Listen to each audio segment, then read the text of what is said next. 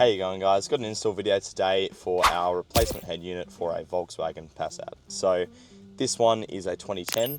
Our unit should support the years between 2006 to 2015. You can always check with us though if you're unsure and you don't think it looks anything like this. But yeah, we'll just give a quick run through of the factory head unit here so you have a basis for comparison at the end of the video. Obviously you've got your radio, so your FM and AM on here, all the standard stations. And yeah, I think you can set favorites and all that kind of thing on this menu. If I press media, you can have CD, SD card, hard drive or MDI. So this is all your downloaded music, yeah, via physical storage. If I come into phone, you can connect up a phone, I assume, with an aux cable, and that'll probably either play music and allow you to have phone calls to come through to the car as well. And tone, we get a bunch of audio settings in here. So in terms of actual sound customization, you just get treble, mid and bass, and then you can pick the centering of the balance in the car, and then you've got other options like the dependent volume control and the maximum volumes and that kind of thing. On the right side here we've got the map, so this button's actually stuck here, so I'm not too sure how that works, but I imagine it's similar to do with what's in this nav setting here.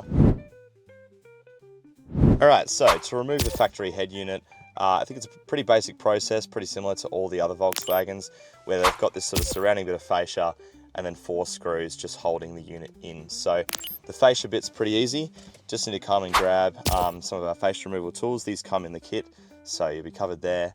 I'm just going to grab this wider one, and I'm going to start from this bottom right side and just try and pry that bottom bit off, just like that. So there's clips sort of going around the edge, but once you get one edge up, it's pretty easy to just go along and pull it off. And as you can see, it's just this plastic piece, and the clips are there, and then these top 2 sort of guiding ones. So then what we've got are these 4 screws, and they all appear to be star heads. So I'll show you which one I use once I choose it. Yep, there we go. I believe they're T20s or something.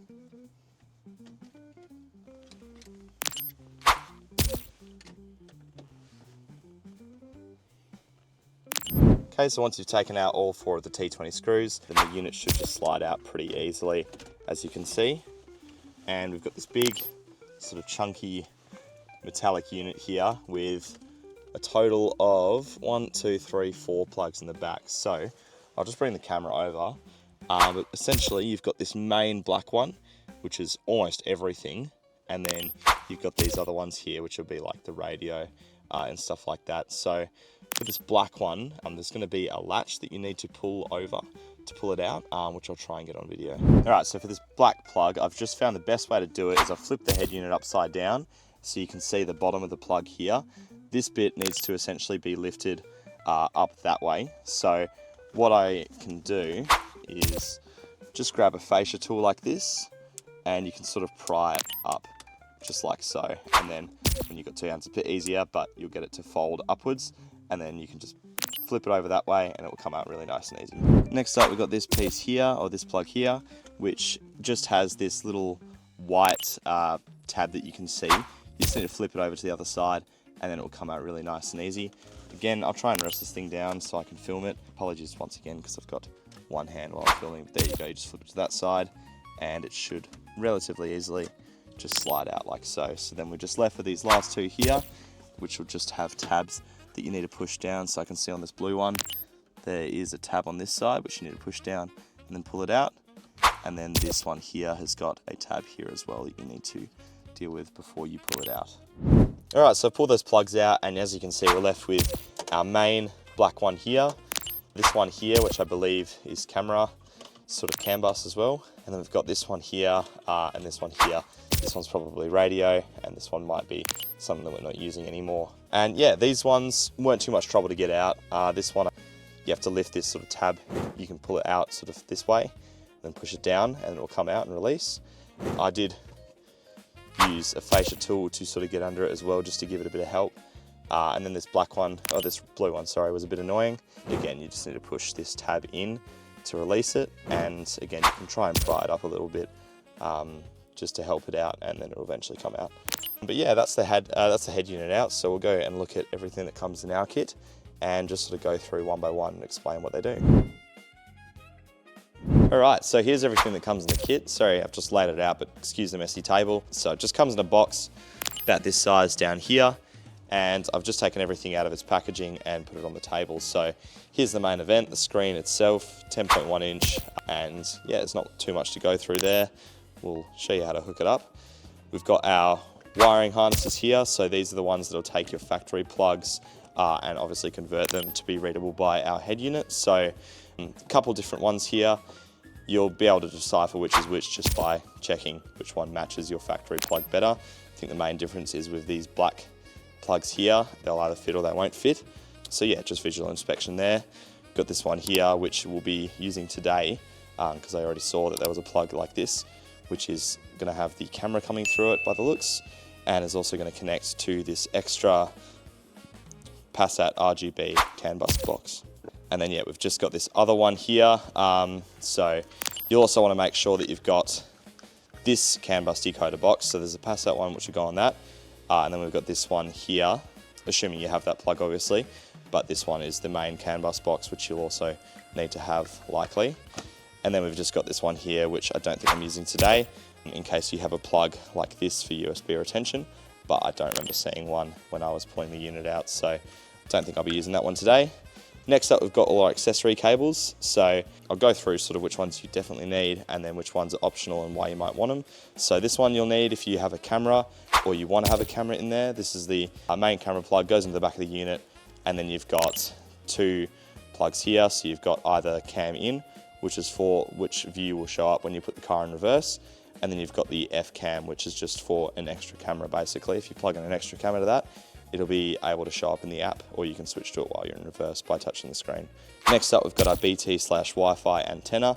This one you want to have plugged in. It's just going to make the range of your Bluetooth connection and your Wi-Fi connection on the unit a little bit better. Next up, we've got our 10-pin USB and microphone cables. So this has two USB ports, which you can route anywhere, probably the glove box, and a microphone cable as well, so that we can hook up a microphone to the unit. It does have a built-in one on the screen there, but you know, the external one is usually better quality, and we can decide where we want it to be sitting in the car as well. So we'll hook that up today. This one here, you're unlikely to use. It's for a aftermarket amplifier. It's got all the pre-outs. You've got your front, left, and yeah, so your front and back and your left and right speaker cables, and a subwoofer one as well. And it acts as a replacement for the Bluetooth and Wi-Fi one here. So it's also got a little Bluetooth and Wi-Fi antenna, but you'll be using that one, this one here instead of this one likely. This one here is just another USB port basically. Works the same as those ones. You can just route that to the glove box if you want to. And then this here is our SIM card reader. So if you put in a SIM card, you can have the unit basically having its own mobile data service. So yeah, it's going to be able to run like your phone does. You can Google search and stuff when you're in range of cell towers. And then this one here is just like another audio input device. So it's essentially another mode on the unit. Basically, whatever you have coming through here, so audio left and right and then video, can be displayed on the unit. A very rare use case. Can be used for some cameras. Customers even put an Xbox to one of them before, interestingly, but yeah, you're very unlikely to be wanting to use that, so we won't be putting that in today. Yeah, next up we've got our two antennas. So GPS antenna plugs into the back of the unit, and we'll hook it up. We'll show you where we hook it up today, but that's going to give the unit access to satellites so it can have navigation without the need of mobile data. Then we've got the 4G antenna, which is if you're using this SIM card here, that's just how it's going to connect to all the cell towers and stuff like that. Then we've got the external microphone, which we plug into that white one that we showed before, and we'll show you how to hook that up today. We've got, came in the kit, a OBD2 scan tool, so it's just a Bluetooth dongle. It'll work with your phone as well, and it'll work in any other car, but it's just a nice add-on for the kit. This is just a stubby holder. We've got our 4 trim tools and a wire puller, so really useful for some of the different things you need to do today. And then we've just got a operation manual, and this here we're probably not using today, but it's basically just an easy way to tap into the head unit's main power plug to get a extra battery, ground or accessory wire. And yeah, sorry, just a screen cleaner screen cleaner, and a USB stick as well. So that's everything that comes in the kit. We'll go ahead and show you how to wire up the head unit. Alright guys, so back in the car, and I've brought with me our main harness as well as this sort of extra plug here that is for this specific one here. And yeah, I haven't brought too much, so I've got the main harness, this one, and I also just brought the camera cable as well. Now, full transparency, there's been a bit of a cut because as it's the first time unit that we're testing here in our office, I wanted to go ahead and make sure things worked beforehand. So what I did find was there's a bit of an issue with the camera, the factory camera at the moment, and we can't get the factory camera to work, so we will be putting in an aftermarket one for this customer.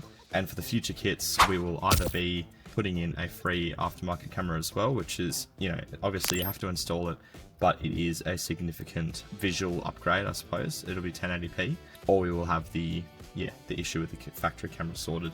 But yeah, that's the case at the moment. One other thing as well is this specific model had this piece in there which has this extension cable of the main power one, which I've removed. You don't need this. You don't need to keep this in there once you've done our install, so you're able to remove this end, and then you should be left with this whole box which was tucked to the side, and you don't need that anymore, so that doesn't have to stay in the car. And this is what we're left with. So we've got this plug here is our radio one, we've got this one which is like a CAN bus one, the main power one, and then there's that blue one which is tucked back somewhere, but we don't need that one. So we're going to go ahead and start plugging in our cables, starting with this main power one. Just line up the holes to the holes, that makes sense, like so, and flip it down and it should just snap shut and lock into place like so.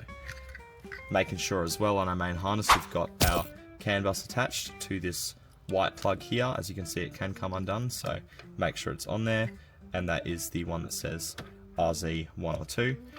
And then next up we've got our other cable here, which is for the camera, and I think some other functions as well, potentially the sensor and stuff like that. So pushing that into place, just take the right way around, and I believe, yeah, flip that over to that side, and then we've got the cam in, and we've got the 3-pin here, which will go onto the 3-pin on this side, so just like that. And there you go. So yeah, test with yours. If your factory camera is going to be compatible, then this cam in is how it will come through. So you'll be plugging that in to this here, grab the purple one, which is also labeled cam in, and then this one here, cam in. They go together, and this goes into the back of the head unit, and then you should have a factory camera coming through. But if you're doing the aftermarket one like we are today, then we're not going to have this plugged in. We're going to have our aftermarket one come through, and the aftermarket will also have a plug like this, and once that's through, we're going to plug it into there, and then we should have our aftermarket camera feed coming through onto the unit. The reverse trigger works through the CAN bus already, so you don't need to hook up a trigger at the back or anything, so it's fairly convenient in that sense at least. But yeah, I mean, what you can do now once you have the main plugs in, so the ones that I've showed you, we did forget the radio antenna as well. We do that one, just like that. That's in. And we should have the only plugs that we need to put into our unit now to test are the main power one and the radio antenna. That'll help us test our sound and everything. And then yeah, if you're checking your camera, then you can plug this camera one in as well. But I'm going to go ahead and plug this in here, plug in the radio antenna, and shove a fair bit of it back there. And we can just sort of let it sit sort of loosely in place, and then swap to the other side of the car and test a few functions. Alright, so just push it into the dash there, just so it's sitting nice and secure while I test things, but I'll just push the keys in, start the engine. You don't have to start the engine, but this car's battery is a little bit hit or miss, so I'm going to start it up so it doesn't go flat on me. And as you can see, the unit's booting up. So once again, all I've got plugged in right now is the main power plug and the radio antenna. So just shut the door here, and I've connected to this before, so it'll probably jump onto my phone pretty quickly. But as you can see, we've got the door coming in, so I do have the boot open, I do have the left door open. If I open the right door, we immediately see that on the screen. CarPlay has just come on, So if you connect your phone up, you just go on the Bluetooth, and if you just open your phone settings as well, similar process for Android Auto, but you hop into settings, go on Bluetooth, and Vhedia M should pop up. And if you tap on that, then it's going to connect to Bluetooth, and then phone link is where you'll find your Android Auto or Apple CarPlay will pop up. If I go into the radio, I'll turn the volume down first with the steering wheel controls, which confirms they're working. You'll first of all have no stations set properly, so you'll just get static, but you can immediately test the stations working by just going to the next available frequency. So in that case, it's 89.7. And then you can do a full tune as well, where you hit the magnifying glass, and then that will find all of the actual stations and make them available to just flick through really quickly. So I'll let it go ahead and do that. So if I turn the headlights on, the screen dims, and we get these lights on here, so it goes night mode, so that's good. And off does the opposite. And that's all we really need to check. You can check your reverse trigger as well. So I'm expecting it to trigger here, but we're not expecting anything to come on the camera. As you can see, the parking sensors worked as someone walked past. But yeah, we've got no signal in there right now because I've still got to put in the other camera. So there you go, it's a quick little test, and then we can move on with the rest of the install. Alright guys, so just off camera, I've wired through our aftermarket reverse camera. Yeah, apologies if you wanted a reverse camera wiring tutorial for this car. Unfortunately, this car was for a customer today, so we didn't have time to film that as well. But yeah, hopefully you'll be using your factory one, or we'll be able to help you out online on our tech support if you have any issues with putting in the camera yourself. But anyway, next step, we've got to wire through some of our accessory cables. So to do this, you want to remove the glove box. We'll link a video down below on how to remove this glove box. Again, a bit of a time constraint, we didn't film this, but there's just a few screws and a clip, and it will just drop out. So basically, once you've done that, you get pretty easy access just from here up to behind the unit, and then that's where we can put our USB cables through. So I'm just going to put all three of them through so that they're going to get into the glove box, and then that way they're nice and accessible for the user. So I'll show you how to do that. Right, so routing our USB cables through is actually relatively simple. So I've just got these are the two ends of the USB cables here, and then on the other end obviously you've got one USB for this and two for this. I've just used my hand, no need for a cable routing tool, to route it down through here. So as you can see, these are the three USB wires here. They've just come through the other side of this hole. And then behind the glove box, we've got quite a big opening here, which on this side of it, so if I lift it up, you can see, I'll let it open, they just come through the top there, and then there they are in the glove box. So now, all I need to do is put the glove box back on. In the reverse order I took it off. Again, if you guys saw the video, we'll link it down below on how to remove the glove box. You'll just be doing it in the reverse order, so just place it back up in place and putting the screws back in, and then you should have your cables routed nice and available in the glove box. Alright guys, so glove box is back in, just in reverse order of how we took it out, and now we have our USB cables sitting nice and available there, but they can be hidden away by shutting the glove box. So that's really good. We've got, up at the front now, we've got our three cables total, so one USB, two more USBs plus microphone and camera. We still need to wire the microphone. And then we've got obviously our radio antenna still and our main power plug. So what I like to do is sort of tape up, just to organize a bit here, the cables based on where they're placed. So the accessory cables, if you see the back of the unit here, are all these ones. So they're bunched up together. Then you have the antennas, so you've got the GPS, the 4G and the radio. And then you've got over here by itself, the main power plug. So that's going to be this side to that side. So antennas this side, accessories in the middle, and power on the left side. So our power is kind of already on the left side. And then what I want to do now is sort of just get together all these accessory cables that we're going to be using. So right now that's three, and just make them sort of one equal length set of cables that I've got taped together at this point. And then if I can try and get this antenna over to this side, then I'll do that as well. Just makes it a bit more organized and eventually easier to push back into the dash, because there's a bit going on back there and you want plenty of space. So I'm going to tape them up like that and show you what they look like. Alright, so I've just grabbed these three that I have right now and tape them together sort of back here so that they're nice and together. And then we've got this sort of setup right now. Now next up we need to put in our GPS antenna and optionally the 4G one if you intend to use a SIM card with the unit. So the GPS, I mean, best case you have no metal between it and the sky sort of thing. So usually just anywhere underneath is fine. I'm going to try and get it as out of the way of where the actual back of the head unit is going to be going. And you definitely want it above the back of the head unit rather than below it. So I believe I found a pretty decent spot. It's just like up and over here. So I can't really show that on camera, but if I get it up there and stick it there, it's hidden out of the way. So again, I can't really show it, but it's just sort of up and over, sort of behind the hazard button, if you will, and yeah, just stuck up there. And then I've just got this hanging down, which I'll do my best to tuck away all this excess cable down to the bottom right side probably.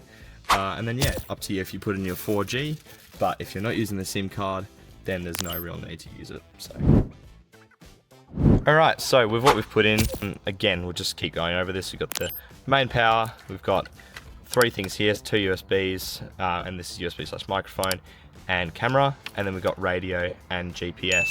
Again, you can put in the additional stuff that I mentioned at the start of the video, but only if you really need it.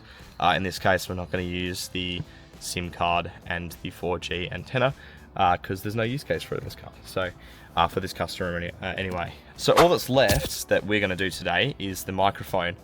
Again, there's a microphone on the screen. And you're completely free to use that. You can see how it sounds and all that kind of thing, test run it. But we're going to run this one today just to show you how to do it. So you can put it, I mean the factory one, I'm not sure if it was factory, but it was here on top of the steering wheel.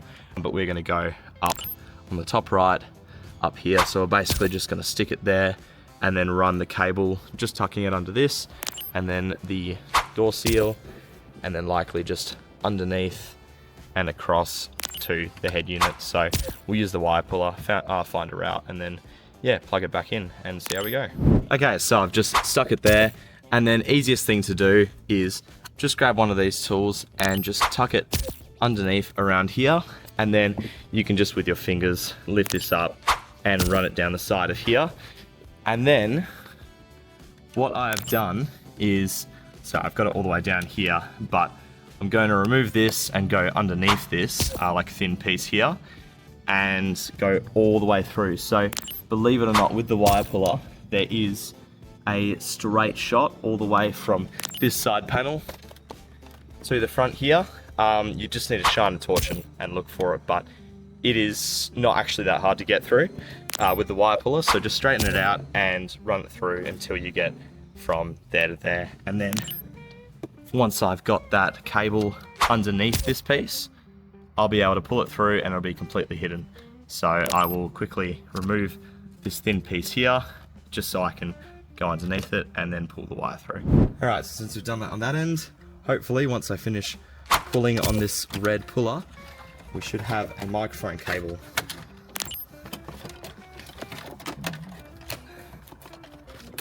Nice and slow.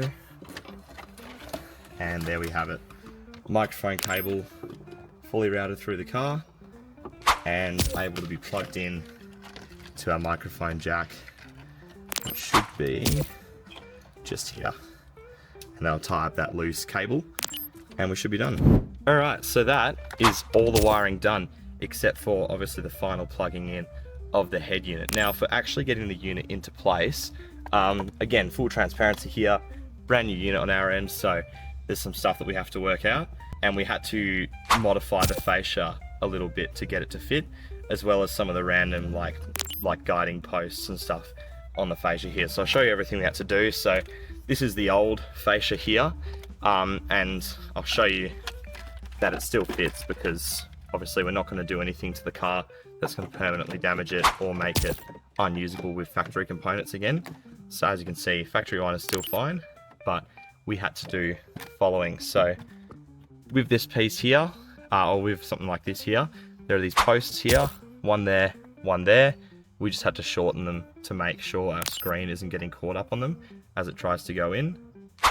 Secondly, there's also like a bit of, this is normally like a slanted edge here, a corner.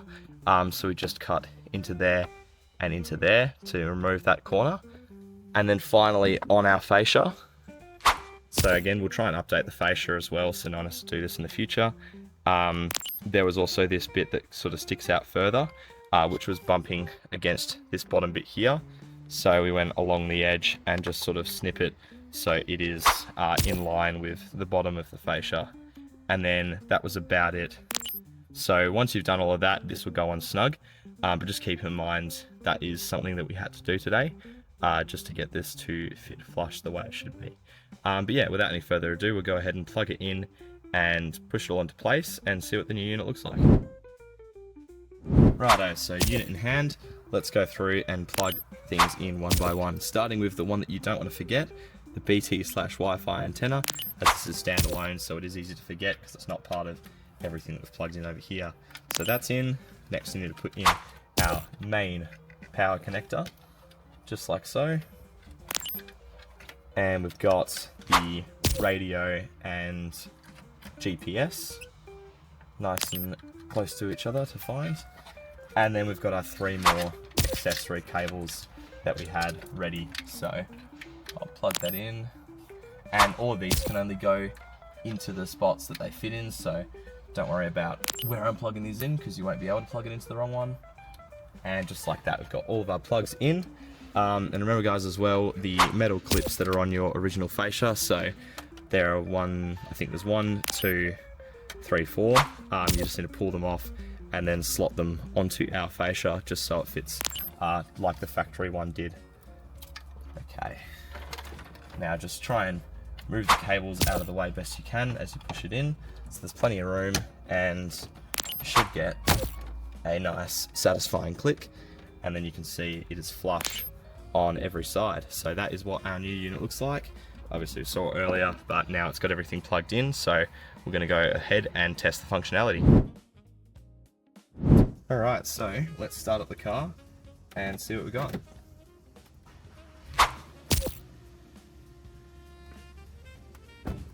So the unit booting from its obviously fully powered off state being unplugged, so this won't be the quick boot yet, but you'll find it boots a lot quicker on your next boot up. And here we go, we've got a home screen. It's just updated to the correct time of day now that I've got my GPS antenna in. Straight onto the radio, steering wheel controls working fine. Put the car in reverse and let's check out our reverse view. If you put in a new camera, keep in mind you'll have to change the format of the camera. So if I put in 4 zeros there, once I go into settings, it'll be AHD 1080p 25 compared to a standard like CVS NTSC is what you'd be dealing with if you've got a factory camera. So that's just like an older format. But then we've also got our parking sensors there are working. If I turn them off, I think they're in reverse no matter what, so they appear, but they also will come on the screen when you're sort of in drive if I press that button. So as you can see, they come up as a little window there. Turn the radio down so it's not bothering us. But yeah, we've got our parking sensors, which is cool. Come into GPS test, you can see our GPS is working just like that. So it's starting to pick up all these satellites and to pick up more and more, and eventually we'll get an accuracy reading for how close, or for how well the satellite is picking up data. If I come across into, where are we? Oh yeah, Bluetooth. Apologies. And I go on my phone and give it a pair. Come in, Vhedia M. And I tap it. Should connect across and get our Apple CarPlay. Just like so. As you can see, got everything working as you expect it to. Come out into home. And yeah guys, we've got our sound, we've got radio, we've got our Apple CarPlay. Our CAN bus is working, so our doors, it's telling me which ones are open and closed. I can turn that off because obviously the left one's still open. And yeah, that's about the end of the install. Make sure you change the microphone. If you did bother to install the external one, come into Car Entertainment and Common and change it to external, so we're actually using the one we went to the effort to put in. I'll check as well, put the headlights on. There we go, screen's going to dim and change to night mode with our lights on there. And yeah, obviously original stuff like hazards and aircon should be completely unaffected, as you can see. So yeah guys, that's the end of the install. Thank you so much for watching. If you've got any questions or anything, let us know, and enjoy the brand new Vhedia.